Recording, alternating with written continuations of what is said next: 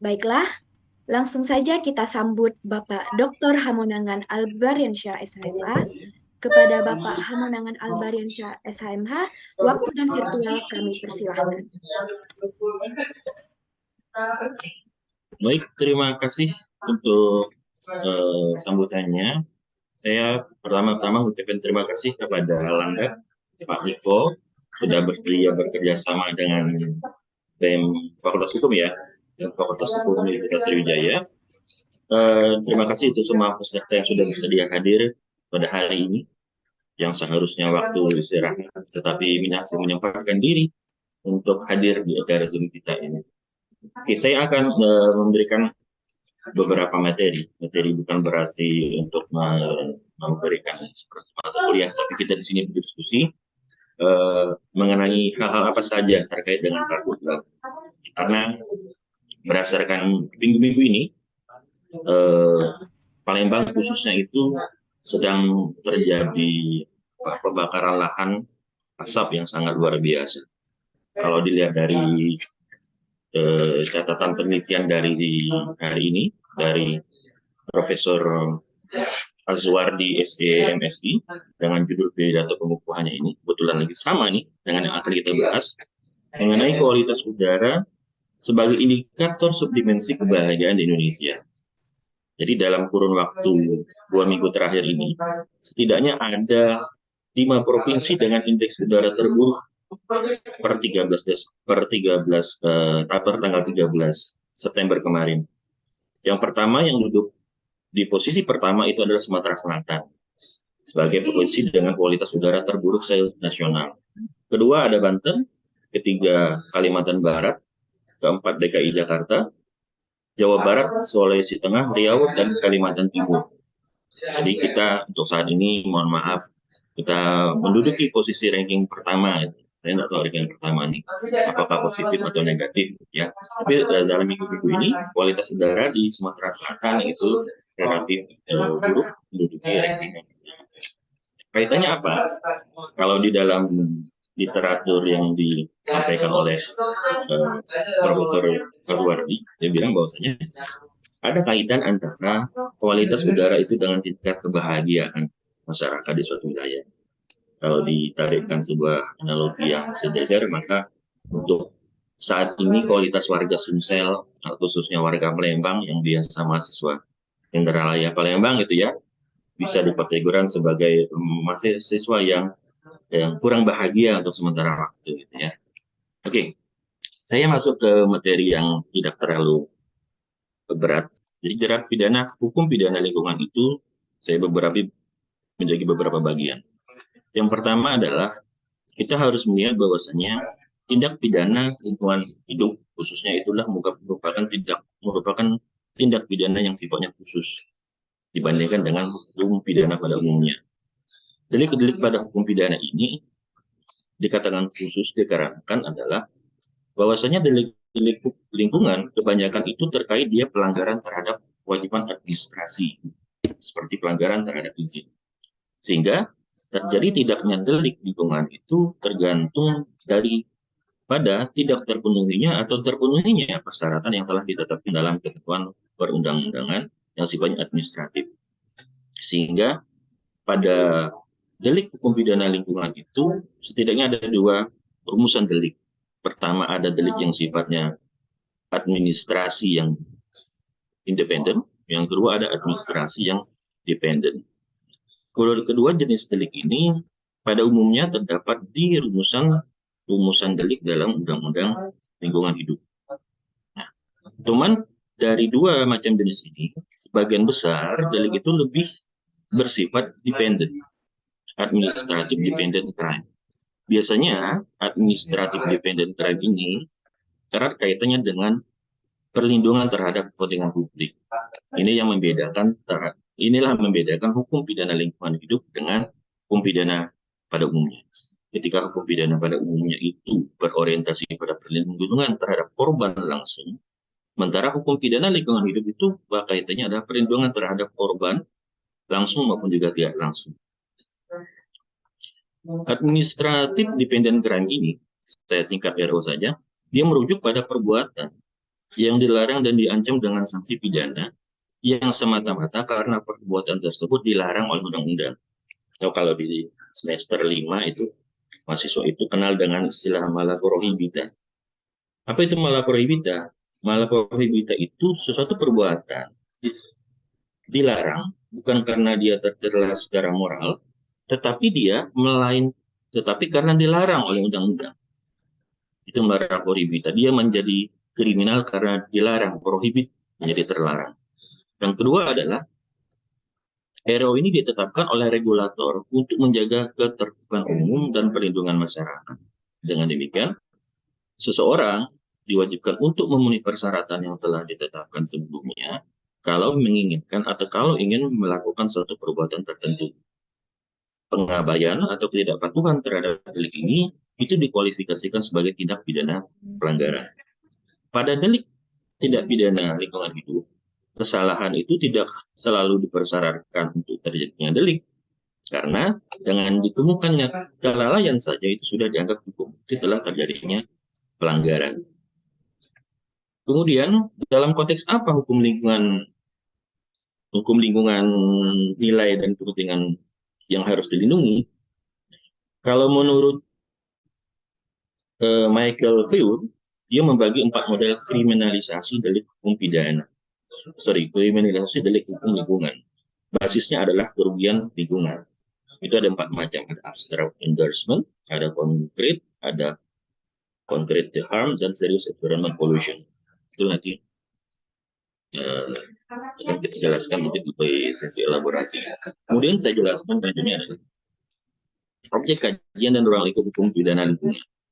Objek kajian hukum pidana lingkungan adalah semua perbuatan yang dilarang dan diancam dengan sanksi pidana atau sanksi tindakan dalam perundang-undangan di bidang lingkungan hidup. Dengan demikian, objek hukum pidana lingkungan hidup itu meliputi 2 hal. Pertama, undang-undang di bidang lingkungan yang melanggar perbuatan tertentu plus disertai ancaman sanksi pidana, dan semua peraturan daerah yang bersanksikan pidana dan tindakan-tindakan yang mengatur bidang pidana lingkungan. Apa dasar hukum penegakan lingkungan? Untuk saat ini, dasar hukum penegakan hukum lingkungan di Indonesia itu masih menggunakan Undang-Undang Nomor 32 Tahun 2009 tentang perlindungan dan pengelolaan lingkungan hidup. Itu sebagai payungnya, dia sebagai undang-undang payungnya.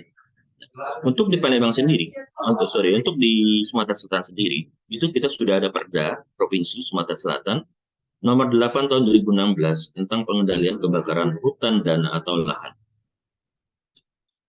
Nah, Undang-Undang 32 Tahun 2009 ini merupakan payung bagi regulasi di bawahnya yang sifatnya sektoral. Misalnya begini, terkait AMDAL dan izin lingkungan itu diatur dalam peraturan pemerintah. Misalnya Undang-Undang PP Nomor 27 Tahun 99 tentang analisis pengajuan AMDAL, ada juga PP Nomor 27 2012 tentang izin lingkungan. Kemudian ada lagi yang sifatnya secara khusus, yaitu adalah pengendalian pencemaran kerusakan lingkungan. Ada pencemaran udara, air, tanah, dan seterusnya yang sifatnya sektoral. Kemudian, lantas jerat sanksi yang seperti apa yang bisa dikenakan kepada pelaku perusak lingkungan? Dalam sistem hukum kita, setidaknya ada 3 macam model pendekatan yang dapat digunakan untuk menjerat pelaku perusak lahan atau kebakaran hutan. Yang pertama adalah administratif, kedua sanksi perdata, dan sanksi pidana. Kalau dia sanksi pidana administratif, biasanya itu sanksi pidana ini ditujukan kepada si pelanggarnya. Kenapa si pelanggarnya? Karena ini erat kaitannya dengan ketidakpatuhan kewajiban yang telah ditetapkan. Tujuannya apa? Sanksi pidana administratif ini tujuannya itu adalah agar perbuatan pelanggaran itu dihentikan. Kemudian bentuk sanksinya itu bersifat perbaikan akibat tindak pidana.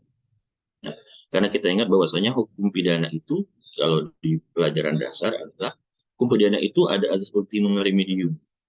Nah, dalam konteks hukum pidana lingkungan, di tingkat administratif, sanksi pidana itu sebagai penunjang hukum administratif. Hukum ini hanya dapat dijatuhkan oleh pejabat tata usaha negara.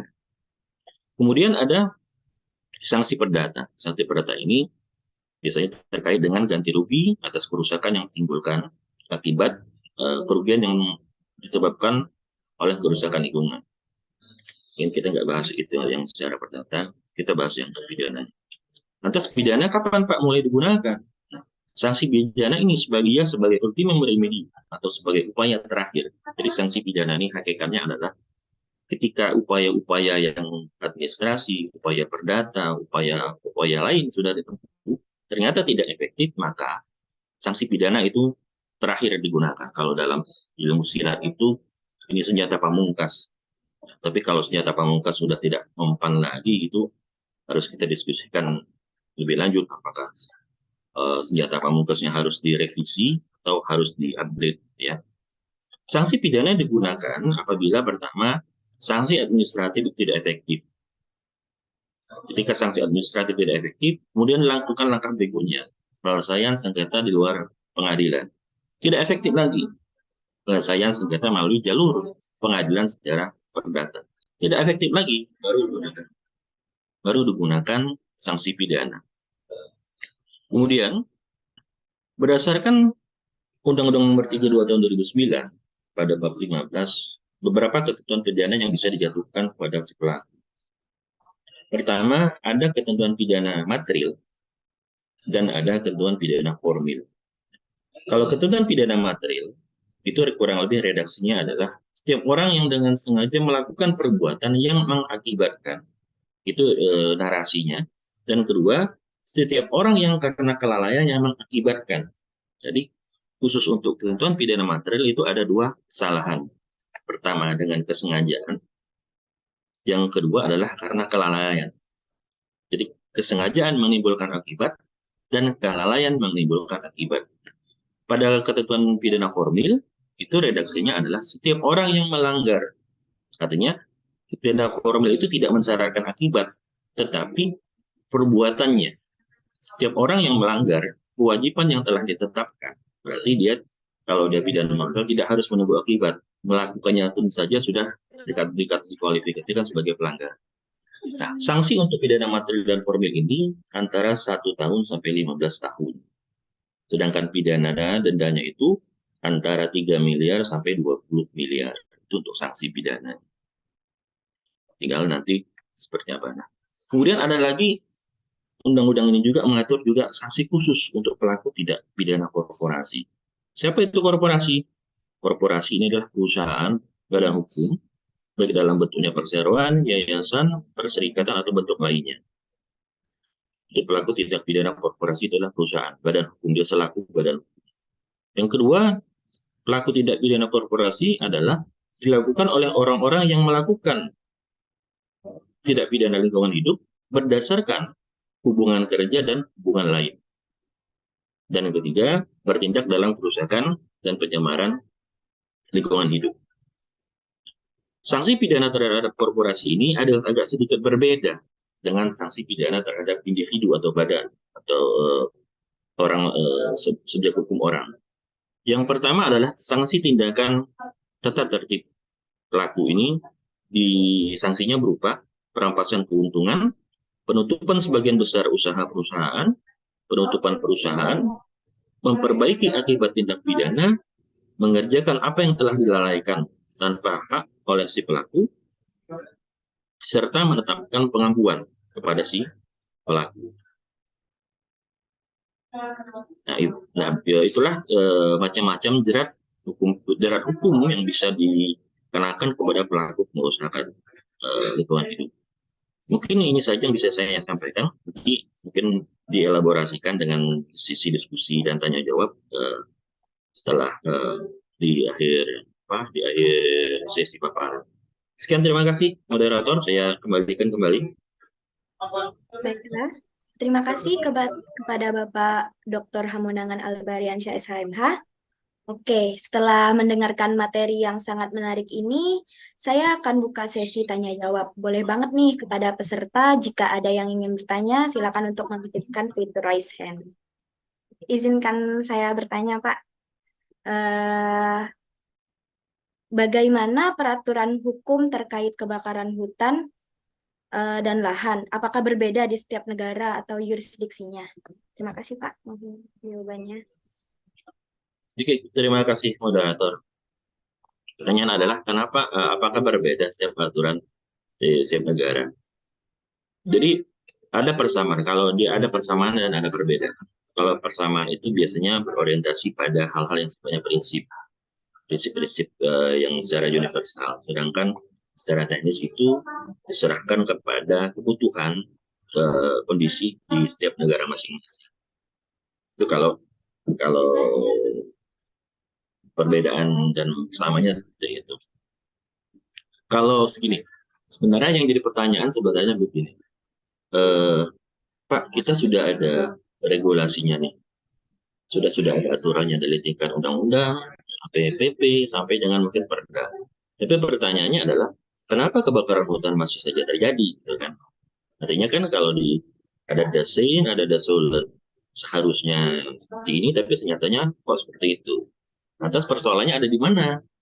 Persoalan yang terjadi adalah kalau kita hukum dalam implementasi berarti persoalannya terdapat pada penegakan hukumnya.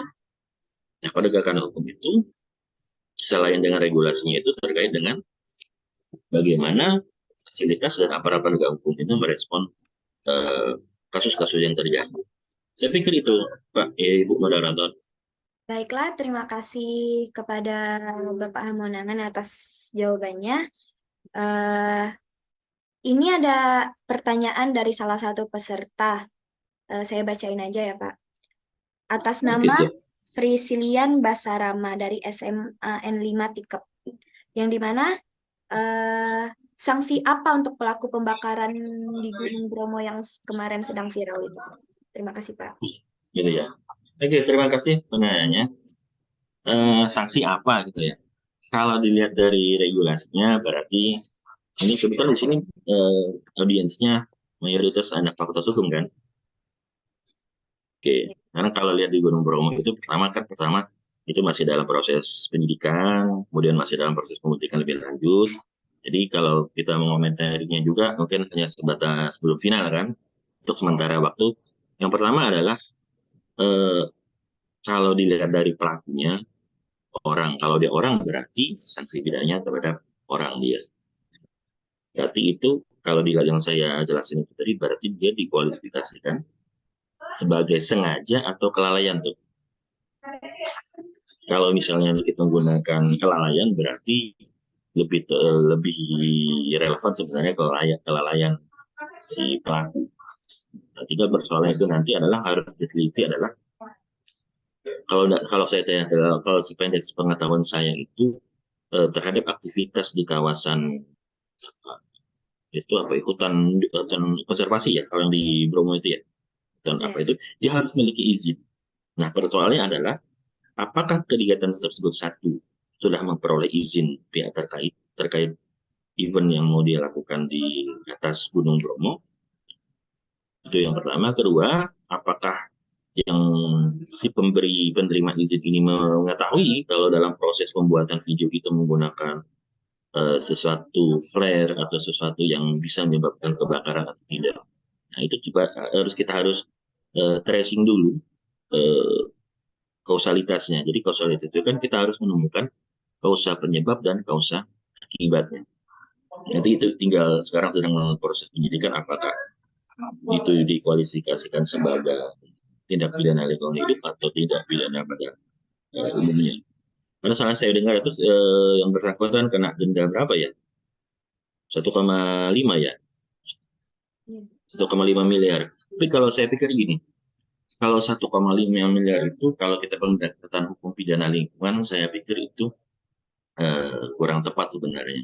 Malah lebih tepat karena begini saja kalau tapi saya nanti tergantung forum nanti apakah setuju atau tidak. Malah lebih tepat sanksi yang harusnya dijatuhkan itu adalah si pelaku itu memperbaiki seluruh kerusakan yang dia timbulkan. 1,5 miliar itu saya rasa masih terlalu kecil untuk akibat yang telah dia timbulkan terhadap di Gunung Bromo itu. Ya, itu saja untuk Pak Ibu moderator. Mungkin nanti ada yang merespon diskusi selanjutnya. Baiklah, terima kasih kepada Bapak Hamonangan Albariansyah telah menyampaikan materi pada pagi hari ini. Selanjutnya kita akan mendengarkan materi yang tak kalah menarik dari materi sebelumnya. Langsung saja kita sambut pemateri kedua kita, Bapak Hans Pribadi SHMH. Kepada Bapak Hans Pribadi, waktu dan virtual kami persilahkan. Oke, selamat pagi teman-teman semua dan selamat pagi pemateri sebelumnya. Luar biasa, terima kasih atas ilmu barunya juga nih buat saya dari Bapak dosen begitu ya, dari Dr. Hamonangan Albariansyah. Salam kenal Pak Hamonangan. Salam kenal Mas. Nih untuk bahas karhutla ini sebenarnya lumayan menarik karena kebetulan sedikit awalan aja, saya memang sekarang juga jadi tenaga ahli di Kementerian Keuangan, bagian hukum gitu ya, bidang hukum yang memang erat hubungannya dengan teman-teman di KLHK gitu. Memang kebetulan karena ya memang skop pekerjaannya lah, memang kita memang jadi kasirnya untuk proyek-proyek lingkungan hidup. Dan memang yang sekarang masih sangat dekat dengan kita itu dengan Kementerian Keuangan di job desk urusan dengan teman-teman di KLHK gitu. Mungkin itu awalannya, salam kenal semuanya. Hari ini hari Sabtu, kita santai aja. Keren banget untuk teman-teman yang mau meluangkan waktunya gitu ya, hari Sabtu pagi-pagi daripada bangun siang dengerin seminar, webinar gitu, nambah-nambah ilmu lah. Jadi besok kalau ngobrol sama yang senior gitu kan udah lebih tahu. Minimal ada bahan buat sombong dikit lah, lebih paham dikit ya kan. Oke, mungkin kita bisa masuk ke materi aja, cepet aja nggak apa-apa supaya nanti saya lebih suka diskusinya sih. Kita perbanyak supaya lebih dinamis gitu ya. Mungkin bisa tolong di share screen, Menteri Landak. Oke, ini kita topik hari ini adalah pembakaran hutan. Pembakaran hutan next. Nah, ini sedikit profil saya. Saya sekarang seorang managing partner di law firm saya sendiri, begitu ya, PRP Law Firm, bekerja sama dekat dengan landak.id untuk menyediakan platform hukum dengan harga murah dan terjangkau. Lalu berikutnya saya juga saya bilang saya adalah legal consultant atau tenaga ahli hukum di Kementerian Keuangan, tepatnya di Badan Pengelola Dana Lingkungan Hidup. Makanya saya dekat dengan teman-teman di KLHK. Saya Universitas Pelita Harapan untuk magister hukumnya. Oke, next.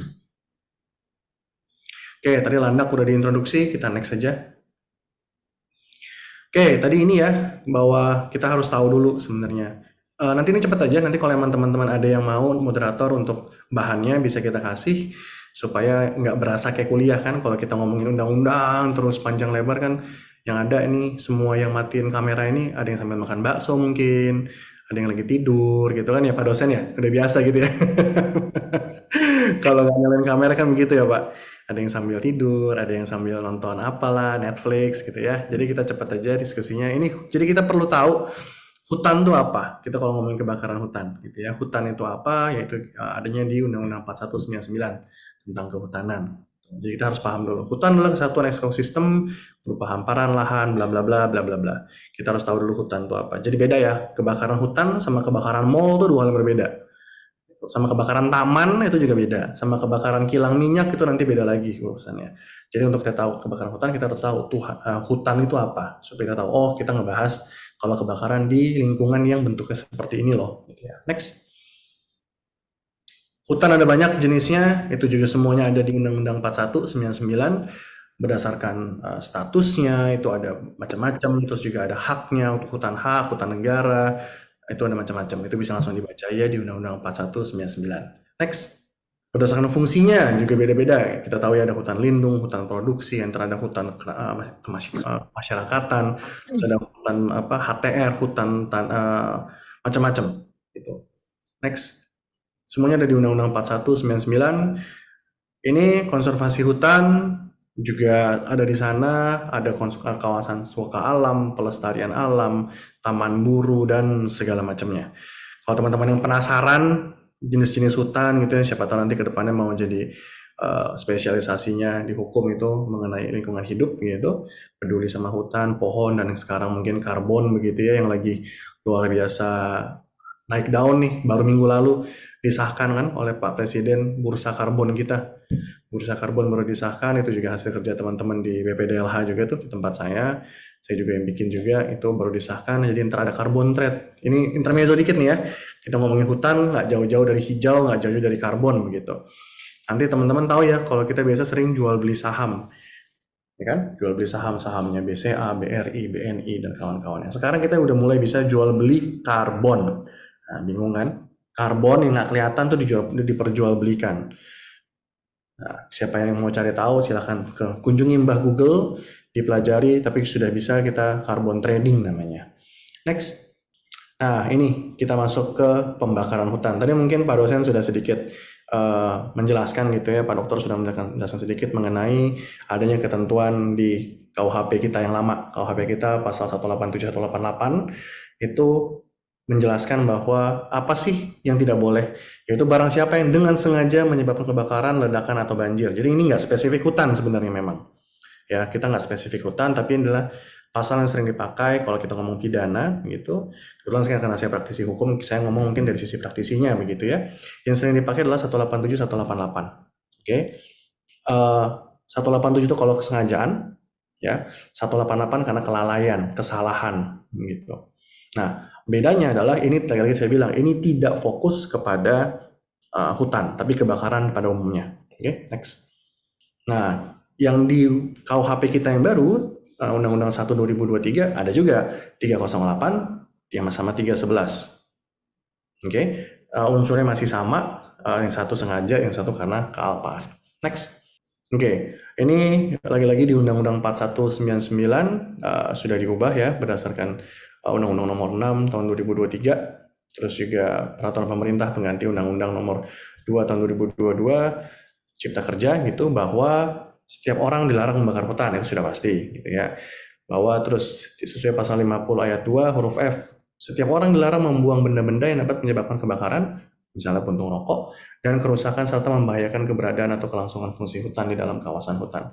Jadi tidak hanya bicara mengenai membakar yang pakai obor, sengaja dibakar begitu ya, tapi bahkan kegiatan kita yang mungkin membuang sesuatu atau meletakkan sesuatu yang memang tujuannya bukan untuk menyebabkan kebakaran, tapi akhirnya pada ujungnya menyebabkan kebakaran ataupun kerusakan, itu juga dilarang gitu. Oke. Ada ketentuan pidananya, paling lama 15 tahun, denda paling banyak 7 miliar 500 juta. Lalu 78 ayat 9, setiap orang dengan sengaja melanggar 50 ayat 2 dipidana 3 tahun. Paling lama dan denda paling banyak 2 miliar rupiah. Next.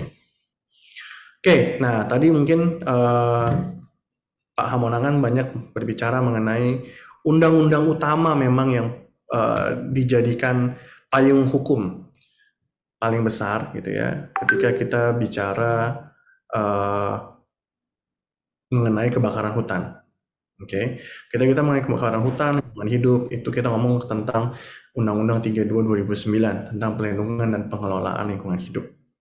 Oke, pasal 69 ayat 1 huruf A menyatakan bahwa setiap orang yang dilarang melakukan perbuatan yang mengakibatkan pencemaran dan atau perusakan lingkungan hidup secara general. Oke, 69 ayat 1 huruf H menyatakan bahwa setiap orang dilarang melakukan pembukaan lahan dengan cara membakar. Nah, memang nanti kita lihat di belakang bahwa walaupun memang dilarang oleh undang-undang, ini kan Undang-Undang 32 tahun 2009, lalu keluarlah Peraturan Menteri LH pada nomor 10 tahun 2010, yaitu turunan dari undang-undang ini, yang memberikan pengecualian untuk pembukaan lahan dengan cara membakar, yang pada praktisnya ketika kita bicara kebakaran hutan, itu yang membuat segala sesuatu penegakan hukum tentang kebakaran hutan jadi abu-abu karena ada pengecualian ini gitu. Ini yang menurut saya agak ya berusaha mengakomodir masyarakat adat, betul, nanti kita lihat di belakang, tapi tidak membantu penegakan hukum menurut saya.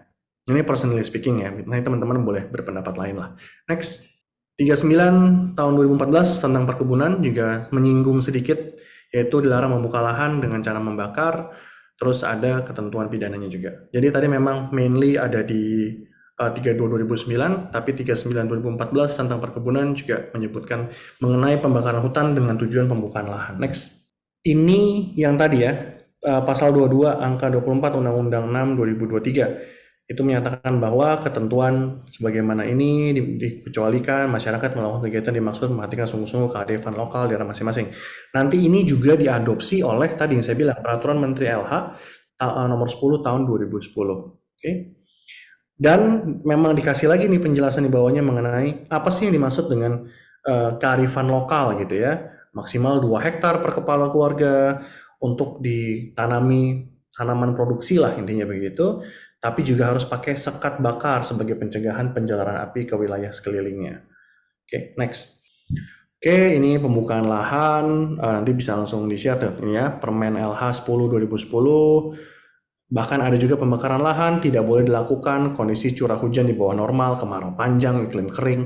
Sekarang teman-teman petani, masyarakat di desa, masyarakat di pinggir hutan, yang saya sudah terjun langsung begitu ya, waktu itu perihal dana reboisasi disalurkan kembali melalui fasilitas dana bergulir oleh pemerintah untuk teman-teman petani atau masyarakat di pinggir hutan begitu. Buru-buru mereka tahu curah hujan di bawah normal, kemarau panjang atau iklim kering yang mana harus dibasiskan pada geofisika, BMKG gitu ya. Mereka bahkan rumahnya nggak punya TV, listriknya nyala mati begitu loh. Kayak inilah yang sering memang jadi kendala ketika regulator yang membuat regulasi di belakang meja gitu ya, dibuat regulasi di belakang meja tapi tidak actually pernah atau memikirkan implementasinya di masyarakat yang memang di tapak terbawah tuh seperti apa. Contoh paling gampang ini aja nih. Pasal 4 ayat 1 sama pasal 4 ayat 4 Permen LH 10 2010. Gimana caranya mereka tahu? Jadi mereka mau buka lahan, oh ini saatnya saya buka lahan, saya mau nanam jagung. Sebentar, saya harus ke kota dulu beli TV, terus channelnya mana, BMKG lewat mana, saya harus tahunya. Kita yang di kota mungkin gampang gitu ya, tinggal Google di handphone kita semua bisa tahu langsung perkiraan cuaca, terus kondisi iklim kita di tahun ini, tahun depan dan sebelum dan seterusnya. Tapi untuk mereka yang benar-benar tadi dibilang ya kearifan lokal, berarti kan ya benar-benar masyarakat di tapak terbawah begitu ya, itu tidak punya akses banyaknya kepada informasi-informasi ini. Jadi ya itu terjadi ketimpangan antara yang terjadi di lapangan kondisinya dengan peraturannya. Peraturannya bilang mengharuskan A begitu ya, tapi di kondisi di lapangan tidak mungkin A itu dilakukan. Tidak ada aksesnya untuk A itu. Gitu. Next. Oke, ini kita masih bicara soal Permen LH mengenai apa? Ini contoh ya. Perda Kalteng itu menjelaskan, misalkan Kalimantan juga banyak ya untuk sawit dan segala macam. Itu misalnya Perda Kalteng 1 2020, kegiatan pembakaran lahan sebagaimana dimaksud pada 1 dikecualikan untuk hal-hal bersifat khusus berada pada lahan bukan gambut. Jadi memang kelihatan Roma politik dan juga hukumnya yang mengelilingi kebakaran hutan dan pembakaran lahan ini itu memang tidak ada keinginan atau tidak ada motivasi besar yang mendorong pemerintah atau regulator untuk benar-benar mensaklekkan peraturannya. Entah apalah yang menjadi dorongan di belakangnya supaya ketika mau saklek, undang-undangnya sudah bagus, larangannya jelas begitu ya, terus hukumannya jelas. Ketika sampai ke teknis, ada lagi pengecualiannya. Sampai ke teknis, ada lagi pengecualiannya. Sampai ke daerah, ada lagi pengecualiannya. Entah kita nggak mau berasumsi lah untuk mengakomodir kepentingan siapa, gitu ya. Next. Oke, ini masih itu lanjut. Next aja, nggak apa-apa. Nanti kalau emangnya mau baca, bisa langsung minta. Nah, sebenarnya kalau kita bicara mengenai langkah hukum begitu ya, tentu kita juga bicara mengenai preventif, gitu. Preventif, baru represif. Oke, pencegahan dulu melalui pendidikan begitu ya, lalu preventifnya dengan cara pengawasan, patroli misalnya, helikopter dan segala macam. Baru kalau memang terjadi pelanggaran represif menggunakan penegakan hukum oleh APH, aparat penegak hukum gitu. Salah satu instrumen yang memang dimiliki oleh teman-teman di KLHK adalah polisi hutan. Namanya polisi hutan memang, tapi mereka tetap termasuk dalam jajaran aparatur sipil negara. Mereka bukan penegak hukum, mereka bukan di bawah Kepolisian Republik Indonesia, bukan. Mereka tetap di bawah KLHK yang memang punya wewenang-wewenang khusus yang diatur dalam eh, peraturan Menteri Kehutanan mengenai polisi hutan. Mereka punya segala macam kewenangan, mereka juga punya tugas yang mana pada intinya adalah mereka punya tugas 3 tadi, preemptif, preventif, dan juga represif begitu. Preemptifnya apa? Melakukan pendidikan, sosialisasi, dan segala macamnya. Ya, bentuknya adalah penambahan edukasi lah begitu. Lalu preventifnya apa? Mereka melakukan patroli begitu ya. Next saja. Mereka melakukan patroli, mereka melakukan pemantauan, terus ini next saja nggak apa-apa. Jenis polisi hutan bisa dibaca sendiri. Next. Nah ini preemptif, preventif, represif ya. Next. Preemptif tadi edukasi, penyuluhan, preventif patroli, penjagaan, identifikasi kerawanan, gangguan, dan ancaman. Next. Yang menjadi menarik adalah represifnya, yaitu operasi penegakan hukum, di mana mungkin juga pengumpulan bahan keterangan, pengamanan barang bukti, membantu penangkapan tersangka dalam hal tertangkap tangan, misalnya dia lagi membakar hutan atau dia lagi memburu pemburuan liar begitu ya. Penanggulangan konflik satwa liar tadi, pemburuan gelap ilegal, pemadaman kebakaran, membantu juga Pemda, karena kalau sebenarnya secara undang-undang kebakaran hutan itu merupakan wewenangnya Pemda, walaupun tidak jarang atau hampir selalu Pemda itu minta tolong ke pemerintah pusat untuk bantuannya menangani kebakaran hutan dan lahan. Kayak sekarang kita tahu kan kabut asap ada di Riau, Palembang, Pekanbaru, itu kena tuh kabut asap semua yang memang akibat dari kebakaran hutan dan lahan. Next. Ini wewenang polisi hutan tadi ya, mengadakan patroli, memeriksa surat-surat, menerima laporan, mencari keterangan, terus menangkap, kalau tertangkap tangan diserahkan ke pihak kepolisian, dan membuat laporan pastinya. Next. Nah, sekarang kita sampai nih ke bagian yang sangat menarik begitu ya. Sebenarnya ketika kita bicara pandangan hukum mengenai tragedi pembakaran hutan lah, itu seperti apa? Kita nggak bicara korporasi ya, karena kalau korporasi tadi ya, menurut Pak Hamonangan juga kan memang punya tantangannya tersendiri lah. Kita ngomong secara general begitu.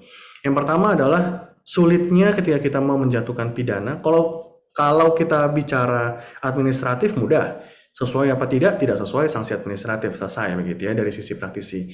Apakah itu membuat jera apa tidak, ya itu topik lain untuk dibahas lain waktu, karena kita tidak bicara mengenai jera apa tidak, efektif apa tidak. Yang sekarang kita bicara adalah kalau kita bicara mengenai pidananya, karena orang pada dasarnya biasanya kalau perorangan begitu ya, lebih takut penjara daripada denda. Sepengalaman saya sih begitu ya, lebih takut jeruji besi daripada denda.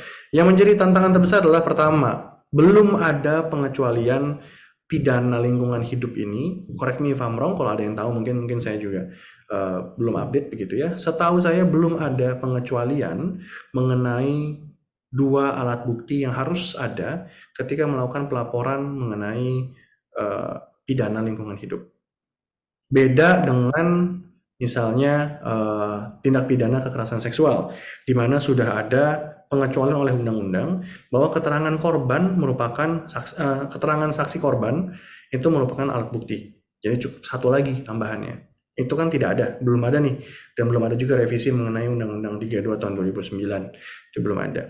Ini kenapa jadi sulit? Karena kita bicara hutan, kita bicara kawasan hutan yang mungkin lebih banyak jumlah babonnya dan monyetnya daripada manusia, gitu. Dan mungkin lebih banyak jumlah harimau daripada jumlah manusia di dalam hutan itu. Bagaimana cara kita mencari buktinya kalau memang sudah terjadi kebakaran hutan yang beribuan hektar? Dimulai dari mana? Seperti itu, ya kan? Sementara bukti itu yang sesuai dengan kita tahu begitu ya, itu yang dikenal dalam Undang-Undang Lingkungan Hidup. Itu kalau teman-teman mau lihat di pasal 96, ini saya bacakan aja. Alat bukti yang sah dalam tuntutan tindak pidana lingkungan hidup terdiri atas A. Keterangan saksi, B. Keterangan ahli, C. Surat, D. Petunjuk, E. Keterangan terdakwa, dan atau F. Alat bukti lain termasuk alat bukti yang diatur dalam peraturan perundang-undangan. Jadi tidak terlalu berbeda jauh dengan pidana pada umumnya sebenarnya. Balik lagi, pertanyaannya adalah itu yang diatur. Kenyataannya, kalau sudah terjadi kebakaran hutan, kebakaran lahan, mencari dua bukti ini menjadi sangat sulit. Karena tentunya ini sudah bukan delik aduan, jadinya delik umum begitu ya, kecuali memang yang dibakar adalah milik swasta atau milik perorangan. Cuman ketika yang dibakar adalah hutan milik negara, maka ini sudah jadi delik umum dan memang beban pembuktiannya itu ada di aparat penegak hukum untuk membuktikan ada nggak sih dua alat bukti yang cukup meyakinkan untuk menjerat pihak-pihak tertentu yang dicurigai melakukan pembakaran hutan dan lahan. Itu menjadi tantangan terbesarnya.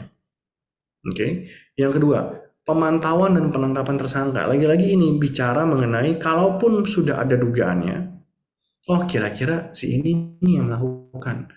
Bisa nggak kita menunjuk secara spesifik, secara jelas berdasarkan bukti-bukti bahwa A, B, C adalah nama-nama yang melakukan pembakaran hutan dan lahan. Mungkin jangan dibandingkan dengan masalah Bromo kemarin begitu ya, yang sudah jelas siapa pelakunya, mukanya terang benderang, terus juga mereka bahkan memampangkan masalah prewedding mereka begitu ya. Itu adalah satu dari 10.000 kasus mungkin yang seterang benderang itu. Gitu. Sementara ketika kita bicara kebakaran hutan dan lahan, itu banyak kepentingan, banyak kebutuhan pembukaan lahan untuk perkebunan, hutan industri, itu yang memang menyebabkan segala sesuatunya menjadi abu-abu. Oke? Tadi, yang ketiga adalah masih ada kelonggaran untuk masyarakat yang ingin membuka lahan dengan cara dibakar yang hanya dibatasi oleh pasal 4 Permen LH 10 2020. Bahwa masih ada 2010 nih harusnya, bukan 2020 nih harusnya. Salah ketik 2010. Masih ada tadi kelonggaran bahwa mengingat kearifan lokal, masih boleh 2 hektar per kepala keluarga, terus yang penting dibatasi dengan sekat api dan segala macamnya itu. Pada kenyataannya, itu semua indah di kertas, tapi hampir sangat sulit pengendaliannya dalam kondisi nyatanya di lapangan. Bagaimana caranya teman-teman bisa itu kan administratif ya, syarat-syarat administratif tadi itu. Ketika syarat-syarat administratif ini satu mungkin sosialisasinya kurang. Lalu ketika pun sosialisasi terus dilakukan dan ada pelanggaran, pengecekannya juga sulit. Karena jadinya tadi dibatasi juga mengenai tidak boleh dilakukan kalau ada masa kemarau yang berkepanjangan. Tidak boleh dilakukan kalau curah hujan di bawah rata-rata. Semuanya administratifnya luar biasa indah, luar biasa ideal, tapi ketika kita menghadapi kenyataan di lapangan, ya nggak bisa begitu loh. Tidak semua orang teredukasi bahwa, oh ya saya satu kepala keluarga 2 hektar. Bahkan untuk pembatasan 2 hektarnya saja, itu mungkin tidak semua masyarakat pinggir hutan tahu 2 hektar ini sampai mana. Ada yang bahkan nggak tahu satuan hektar. Ada yang pakainya mungkin satuan yang lain yang sesuai dengan daerah mereka. Sementara jumlah teman-teman di KLHK, polisi hutan yang melakukan pengawasan juga tentunya terbatas dibandingkan dengan masyarakat gitu. Lalu yang keempat, ini kenyataan yang sangat real, yang juga baru saya hadapi gitu ya ketika saya join di Kementerian Keuangan, bahwa pemerintah ataupun aparat penegak hukum tidak bisa serta-merta menghukum masyarakat adat yang melanggar ketentuan. Ada norma-norma yang tidak mungkin dibenturkan oleh pemerintah. Ada keterbatasan-keterbatasan dari aparatur penegak hukum maupun aparatur sipil negara dalam menegakkan aturan administratif di masyarakat adat yang tidak mungkin bertangan besi. Kenapa? Karena lawannya sudah masyarakat banyak, masyarakat adat, masyarakat asli, masyarakat pinggir hutan, yang mana misalnya ketika mereka keras, pemerintah juga tidak mungkin langsung tiba-tiba menurunkan tentara begitu kan, cuman karena misalnya mereka nggak mau mengikuti administratif. Nanti salah juga pemerintah ketika dibilang, oh pemerintah menggunakan kekerasan untuk menegakkan hukum melawan masyarakat kecil yang tidak paham, yang tidak terdidik, yang belum sosialisasi. Jadi kalau kita melihat seperti itu, maka kita akan paham bahwa kadang-kadang pemerintah juga dalam menegakkan hukum yang mereka buat sendiri, regulator yang buat sendiri juga tangannya terikat. Karena tadi mereka masih dihantui dengan ya mereka datang ke satu masyarakat desa pinggir hutan begitu ya. Misalnya yang datang 5 orang anggota Kementerian KLHK atau sama polisi hutan. Lawannya satu desa misalnya. Mereka maksa bahwa ini nggak boleh dibakar apa segala macam ya karena sekarang lagi cuaca kemarau panjang misalnya, tidak boleh pembakaran hutan untuk pembukaan lahan. Terus ditanya sama masyarakatnya misalnya, lah terus Pak saya mau nanam jagung, nanam di mana? Kalau saya nggak boleh nanam jagung, saya kelaparan, saya nggak punya uang, malah mau nanggung keluarga saya semuanya. Jadi ketika dibenturkan antara norma sosial dengan norma hukum yang berlaku, itu memang menjadi suatu kondisi yang memperumit segalanya. Memperumit penegakan hukum, memperumit juga eh, edukasi preventif maupun preemptifnya. Kadang-kadang mental juga yang seperti itu. Next. Nah, ini adalah sedikit tawaran solusi yang mungkin tidak akan menyelesaikan seluruhnya, karena lagi-lagi saya dari sisi praktisi begitu ya, mungkin membutuhkan uh, pola pikir teman-teman ahli yang luar biasa bijaksana untuk bisa menyelesaikan masalah kebakaran hutan dan lahan ini. Yang pertama bahwa hukum yang bersifat represif menurut saya belum tentu menjadi solusi yang terbaik untuk menyelesaikan masalah kebakaran hutan dan lahan. Kenapa? Karena pada nyatanya satu kebakarannya sudah terjadi seringnya gitu loh ya. Tidak terus dengan orang yang di penjara terus hutannya tumbuh lagi kan? Enggak juga gitu. Jadi mungkin juga ini bisa jadi efek jera, tapi mungkin tidak bisa kalau kita berharap dengan adanya hukum yang bersifat represif gitu ya, itu adalah satu-satunya cara. Bahkan kalau kita bicara tadi dana pemulihan lingkungan, itu pun menjadi suatu masalah besar di teman-teman KLHK. Kenapa? Karena dana pemulihan lingkungan, kalau teman-teman tahu, itu sekarang ini ketika diputuskan oleh pengadilan gitu ya, PTA berkewajiban untuk memberikan dana pemulihan lingkungan sebesar 1 triliun misalnya. Oke, untuk kasus kebakaran hutan di Kalimantan Barat misalnya, contoh gitu ya, diketok palu oleh pengadilan, ingkrah lah sudah. 1 triliun tersebut, kalaupun dibayarkan oleh perusahaan, itu masuk ke dalam APBN. Masuk ke dalam APBN melalui PNBP, penerimaan negara bukan pajak. Artinya ketika dia masuk ke dalam APBN, dia masuk ke dalam satu wadah bersama yang campur aduk di dalamnya uang itu. Mereka sudah nggak bisa lagi tuh KLHK bilang, oke saya mau ya 1 triliun ini jangan dicampur aduk. Ya, ini khusus saya pisahkan hanya untuk pemulihan kebakaran hutan yang ada di Kalimantan Barat. Karena ideal demikian kan, 1 triliun yang didapatkan dari pemulihan lahan, pemulihan lingkungan hidup yang untuk kasus Kalimantan Barat, maka itu dipakai untuk Kalimantan Barat. Kita lihat report hasilnya seperti apa, kenyataannya tidak begitu. Ketika dia masuk ke dalam PNBP, dia tercampur di dalam APBN yang nanti penggunaannya, pengalokasiannya ya di anggaran tahun depan. Seperti apa nanti pembagiannya sudah tidak jelas tuh. Kemana uangnya udah nggak jelas, bukan nggak jelas artinya hilang ya. Artinya sudah tidak bisa lagi dikotak-kotakan sesuai dengan kasus-kasus yang terjadi. Makanya yang tadinya 1 triliun misalnya untuk Kalimantan Barat, bisa jadi nantinya yang untuk Kalimantan Barat hanya 200 miliar, 250 miliar begitu. Tidak seefisien seharusnya. Maka salah satu solusi yang lain adalah tentunya dari sisi hukum, ada wadah yang memang bisa, atau perubahan peraturan Menteri Keuangan atau peraturan Menteri LHK begitu ya, supaya dana-dana pemulihan lingkungan hidup ini itu tidak dicampur adukan ke dalam PNBP.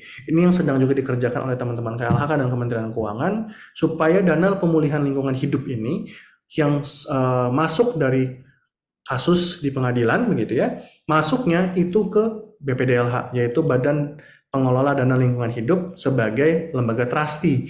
Jadi itu langsung dimasukkan tidak ke dalam PNBP, dimasukkan ke dalam lembaga trustee di bawah Kementerian Keuangan, yang nanti kalau teman-teman LHK mau melakukan rehabilitasi, itu perbaikan di lahan tersebut, itu tinggal minta ke Kementerian Keuangan, saya ada perbaikan nih di lahan Kalimantan Barat yang kemarin uangnya saya titipkan loh di teman-teman Kementerian Keuangan, tolong dicairkan sekian ya gunanya untuk ini. Jadi lebih terukur. Itu yang sedang diusahakan untuk bagian represifnya begitu ya.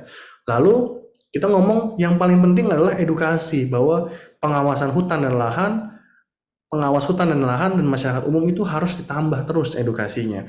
Ini adalah suatu effort yang long term pastinya. Harus dikasih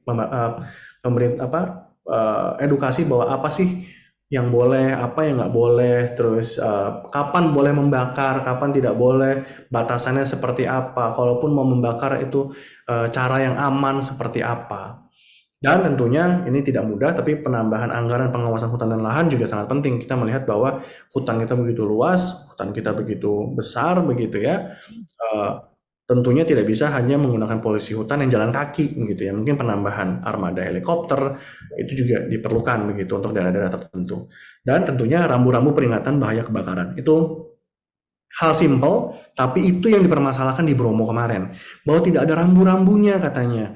Ini rawan kebakaran. Mungkin buat orang-orang yang dekat dengan lingkungan hidup begitu ya, sudah paham betul bahwa kayak ya namanya semak, kering, ya pasti gampang kebakar. Tapi untuk orang awam pada umumnya, itu mungkin bukan hal natural yang langsung terpikir begitu. Dan itu juga understandable begitu bahwa lah Anda nggak memperingatkan kami kok bahwa ini daerah yang rawan kebakaran. Karena kan kami hanya rakyat biasa, kami nggak tahu bahwa segitu rawannya loh kebakaran di daerah Bromo ini begitu. Kalau emang udah kejadian mungkin gampang bagi kita dan netizen untuk bilang ya itu mah sudah pasti jelas lah gitu. Karena kering pasti gampang kebakaran. Tapi kenyataannya kan nggak semua orang reseptif itu ya untuk kondisi itu. Next, harusnya sudah selesai nih. Ya, itu aja sedikit sharing dari saya. Mungkin semoga membantu teman-teman yang adalah ilmu baru yang bisa teman-teman dapatkan. Kalau mau sesi tanya jawab, silahkan saya kembalikan ke moderator. Terima kasih. Baiklah, terima kasih kepada Bapak Hans Pribadi SHMA atas pemaparan materinya. Sama seperti di sesi 1 tadi, bagi teman-teman yang ingin mengajukan pertanyaan, silahkan untuk mengaktifkan fitur raise hand-nya. Baik, ini sudah ada. Kepada staf ahli internal Kak Buol, dipersilahkan. Oke, baik, terima kasih moderator. Selamat pagi Pak Hans. Saya ingin bertanya, bukan bertanya sih, tadi kan Bapak ngejelasin kalau, maaf Pak suara saya agak serak. Kalau susah pembuktian pidana terkait dengan pembakaran hutan karena memerlukan minimal 2 barang bukti. Bukannya Pak, sehemat pengetahuan saya, kalau di hukum pidana itu adanya asas strict liability ya Pak ya. Itu saja sih Pak, terima kasih. Oke, ketika kita bicara asas pidana strict liability, maka strict liability-nya mau kamu cantolkan ke siapa? Pemilik lahan atau pemilik hak hutan, Pak. Oke, ketika kita bicara pemilik lahan dan hak hutan, tadi kan saya bilang kalau memang hak lahannya itu ada pada korporasi, ya jelas. Itu misalnya lahan hutan yang memang diizinnya diberikan kepada Sinarmas atau kepada misalnya yang lain lah, itu jelas. Itu jauh lebih mudah pengusutannya. Itu pun kalaupun kebakaran sebenarnya aset mereka yang kebakaran karena hutannya sudah berubah menjadi perkebunan sawit begitu kan. Cuma ketika kita bicara hutan lindung, kita bicara hutan rakyat, kita bicara hutan produksi rakyat, itu yang tadi saya bilang tantangannya menjadi jauh lebih besar begitu ketika satu hutan sebenarnya dibagi-bagi kepada KTH yaitu kelompok tani hutan gitu ya. Bagaimana cara penyantolan strict liability-nya? Itu yang menjadi tantangan terbesar sekarang teman-teman KLHK dan juga aparat penegak hukum. Satu, strict liability yang mana yang mau dicantolkan. Kedua, dasar pencantolan strict liability kepada si pihak pemilik hak itu seperti apa. Karena biar bagaimanapun itu tetap satu lahannya mungkin lahan perhutani bahkan begitu ya. Sebanyaknya lahan perhutani atau lahan KTHR begitu, kelompok tani hutan rakyat itu nggak segampang itu juga pada kenyataannya untuk dicantolkan strict liability ketika kita ngomong pidana, karena ketentuan pidananya pada Undang-Undang 32 2009 itu jelas melakukan bahwa setiap orang yang melakukan pembakaran lahan, artinya di sana diminta unsur kesengajaan ataupun kealpaan. Maka ketika kita bilang melakukan pembakaran lahan itu adalah active action begitu loh, dia melakukan pembakaran secara sengaja. Kalaupun kealpaan berarti ada kewajiban hukum dia atau sesuatu yang di-expect dia lakukan tapi tidak dilakukan, dan itu harus dibuktikan tetap. Pembuktiannya adanya di APH, aparat penegak hukum. Nggak serta-merta juga, oh lahannya KTHR ini menguasai dapat izin misalnya 1000 hektar hutan begitu ya, dibagi kepada misalnya 25 anggotanya. Begitu ada kebakaran 25 anggotanya semua diciduk masuk penjara, ya nggak gitulah. Kan nggak mungkin itu kejadian kan, begitu ada KTHR 25 anggota 1000 hektar terus kebakaran, begitu kebakaran besok polisi datang semua diciduk karena strict liability. Anda kebakaran, Anda masuk penjara. Ya kalau kayak gitu caranya mungkin kita juga udah turun ngamuk-ngamuk demo gitu ya di jalan bahwa ini semena-mena juga, sewenang-wenang juga gitu sih. Oke Pak, baik, makasih. Terima kasih kepada Kak Buol atas pertanyaannya. Izin Pak, ini ada yang bertanya lewat chat. Ada 2 pertanyaan.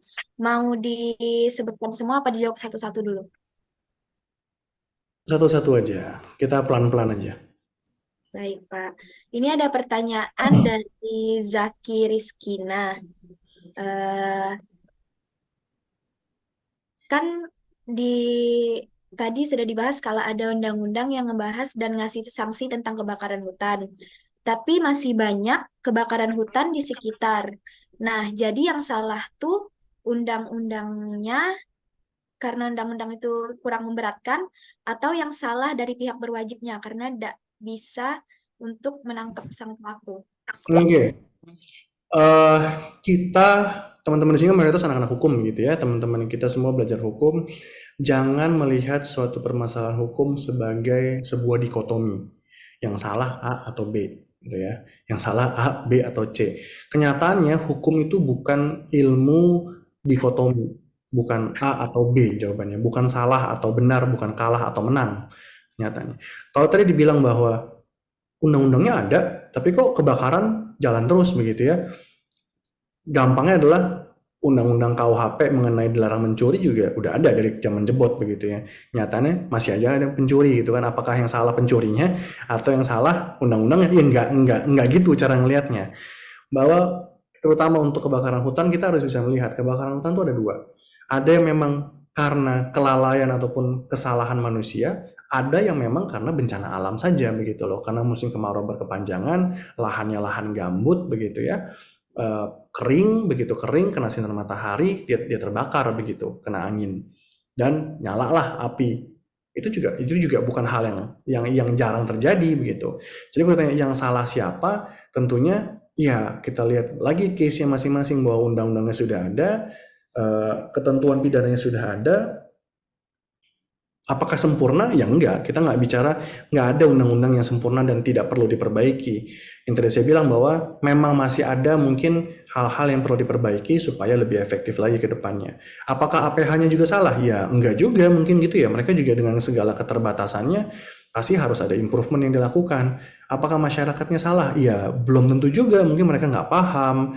Mungkin mereka niatnya bukan sengaja membakar lahan begitu. Jadi terlalu kompleks permasalahan ini kalau mau didikotomikan antara siapa yang salah A atau B begitu.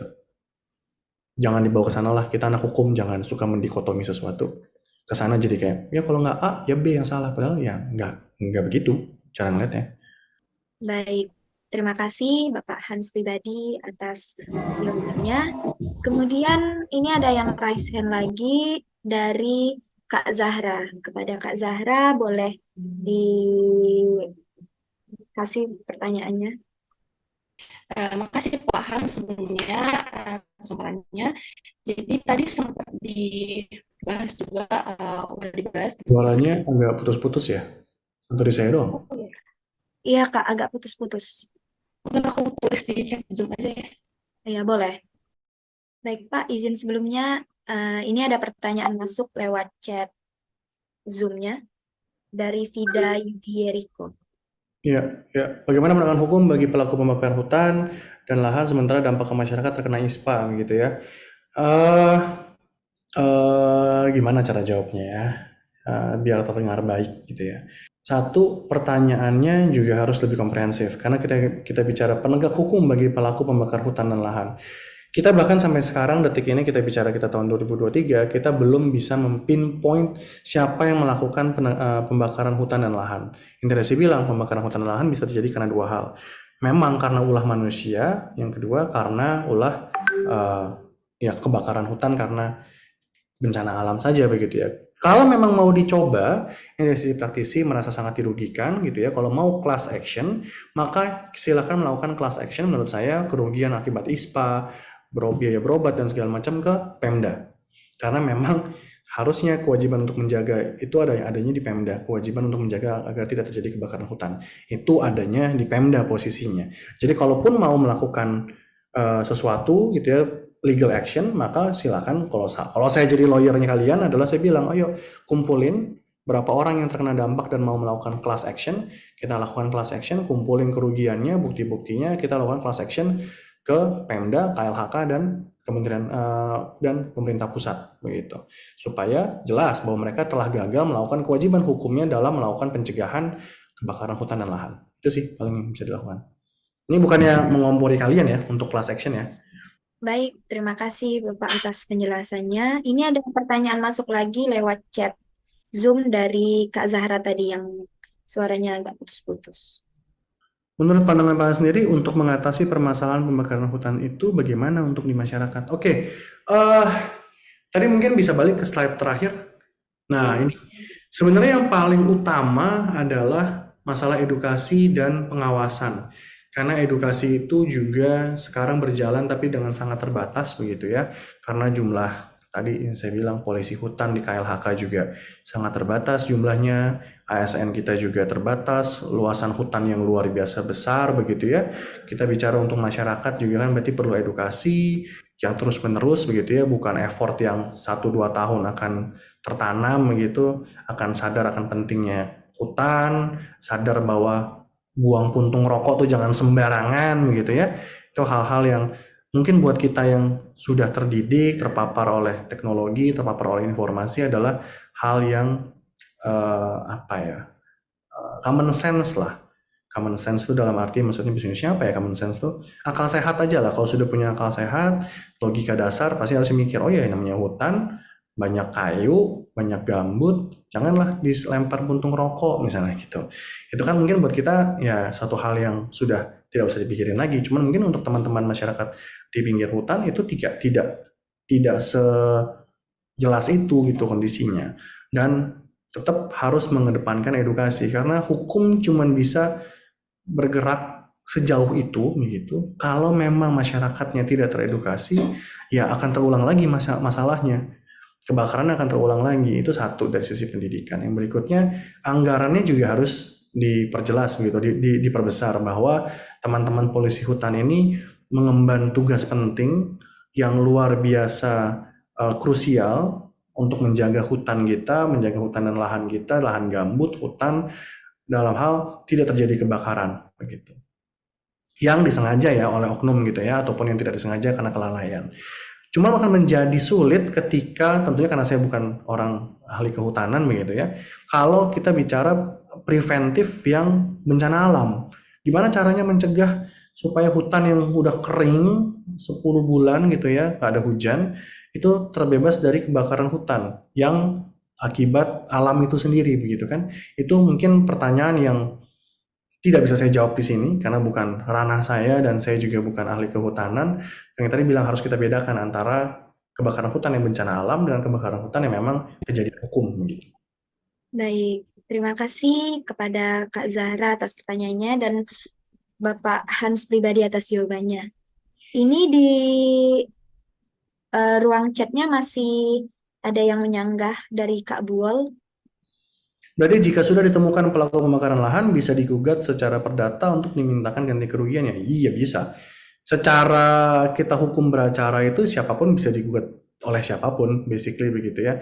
Tinggal apakah bisa dibuktikan bahwa akan jadi tantangan sih, akan cukup menantang ketika misalnya let's say Bapak Andi begitu ya telah ditemukan pelaku sebagai diketok palu lah, dipidana bahwa dia adalah pelaku pembakaran hutan dan lahan gitu. Bagaimana cara, kan berarti kan most likely kita akan dimintakan kerugian untuk PMH, perbuatan melawan hukum begitu ya. Kan PMH itu ada 4 unsurnya. Salah satu unsurnya adalah hubungan kausalitas. Harus ada sebab akibat yang dapat dibuktikan bahwa karena dia membakar lahan, Anda terkena ISPA. Bisa nggak dibuktikan bahwa ketika dia, spesifik dia yang melakukan pembakaran, efeknya Anda, spesifik Anda, kena ISPA. Karena kalau itu tidak bisa dibuktikan secara korelasinya secara langsung, misalnya juga ternyata di selain dia kabut asap gitu ya karena dia melakukan pembakaran hutan dan lahan, di dekat sana juga ada kebakaran hutan dan lahan karena akibat bencana misalnya. Jadi misalnya lahannya berdekatan lah, lahannya dia 1000 hektar, lahannya yang sana yang kebakaran juga 1000 hektar, 2000 hektar total yang kebakaran. Bisa nggak Anda membuktikan bahwa, oh asap dari yang 1000 hektar ini loh, yang menyebabkan saya ISPA, bukan yang 1000 hektar yang sana, begitu loh. Itu yang menjadi tantangan terbesarnya. Tapi kalau bisa apa tidak, ya bisa-bisa aja. Baik, terima kasih kepada Kak Buol atas sanggahannya dan kepada Pak Hans pribadi atas jawabannya. Izin Pak, ini ada satu pertanyaan lagi lewat chat pribadi saya atas nama Umi Nurholifah. Pertanyaannya, bagaimana perbedaan hukuman antara pembakaran lahan yang disengaja dan yang mungkin terjadi sebagai efek samping dari aktivitas lain, seperti pengelolaan lahan atau kegiatan pertanian? Dan sejauh mana hukuman tersebut efektif dalam mencegah kejadian serupa di masa mendatang? Oke, saya jawab dulu dari belakang ya. Kalau pertanyaannya adalah apakah efektif untuk mencegah untuk yang kejadian ke depan, eh itu sangat subjektif dan sangat insidental sifatnya. Tergantung seperti apa kan, kemungkinan besar misalnya sudah terjadi kebakaran di lahan A, ya di lahan A itu untuk jadi kebakaran kedua kalinya dalam waktu dekat ya mungkin tidak sering terjadi lah begitu ya. Cuman kalau secara umum ya saya rasa sih tidak akan terlalu berefek juga karena yang tadi kalau kita bicara mengenai masyarakat hutan mereka juga nggak tahu sebenarnya apa yang terjadi di luar sana begitu loh. Oke, terus kalau kita bicara apa beda apa ceratannya gitu ya ketika sengaja apa nggak sengaja begitu. Tadi kan sudah dijelaskan di slide berapa ya saya lupa. Coba maju deh slide-nya. Ada kok ada dua yang mengenai kesengajaan terus maju lagi. Coba dicari deh yang masalah kealpaan. Itu pastinya berbeda. Karena tadi bilang ya ada contoh lah kita paling gampang kita ambil pembunuhan lah. Pembunuhan berencana sama manslaughter atau pembunuhan tidak berencana begitu ya. Pasti kan tentunya akan berbeda jerat hukumnya. Itu juga masuk di dalam ini betul. Ini pasal 308 sama 311. 308 itu paling lama penjaranya itu 15 tahun. Kalau mati ada orang yang meninggal gitu ya. Kalau tidak ada orang yang meninggal 12 tahun luka berat, tapi kalau kebakaran, ledakan, banjir dan segala macam secara sengaja itu 9 tahun. Ini kita ngomongin KUH pidana begitu ya. Kalau 311-nya yaitu kealpaannya maka 5 tahun dan 500 juta rupiah. Udah kelihatan ya jenjangnya. Bahwa kalau cuma karena dia lalai maka pastinya lebih ringan daripada kalau dia sengaja. Gitu. Itu sih jawabannya. Baik, Bapak. Terima kasih atas jawabannya. Bagi teman-teman yang masih ingin bertanya, dipersilakan untuk mengaktifkan fitur raise hand. Baiklah, kayaknya udah nggak ada lagi yang ingin bertanya. Untuk Bapak Hans pribadi, apakah masih ada yang ingin disampaikan? Kalau dari saya sih cukup ya. Semoga yang tadi saya bilang, semoga hari ini menambahkan sedikit pengetahuan lah, penambahan pengetahuan supaya bermanfaat begitu untuk teman-teman. Dan saya cukup, terima kasih. Saya kembalikan ke teman-teman moderator. Terima kasih. Oke, terima kasih Bapak Hans pribadi telah memaparkan materi pada pagi hari ini. Baiklah teman-teman sekalian, dari apa saja yang sudah dipaparkan oleh Bapak Dr. Hamonangan Albariansyah SHMA dan Bapak Hans pribadi SHMA, akhirnya kita dapat mengetahui bahwasanya terdapat undang-undang yang menjerat pelaku yang dengan sengaja ataupun tidak sengaja membakar hutan. Baiklah, kepada para peserta yang berbahagia, alhamdulillah, rangkaian acara demi acara sudah kita lewati, dan akhirnya sampailah kita di penghujung acara. Saya Hedina Primandaristi selaku moderator mewakili seluruh panitia yang terlibat mengucapkan terima kasih kepada seluruh peserta atas kehadirannya. Tidak lupa pula saya ucapkan banyak terima kasih kepada pemateri dalam webinar ini atas partisipasinya. Semoga materi yang telah disampaikan tadi bermanfaat bagi kita semua. Saya Hedina Primandaristi pamit undur diri. Apabila ada salah kata, saya mohon maaf. Kepada Allah, saya mohon ampun. Wabillahi taufiq wal hidayah. Wassalamualaikum warahmatullahi wabarakatuh. Waalaikumsalam. Terima kasih semuanya. Saya izin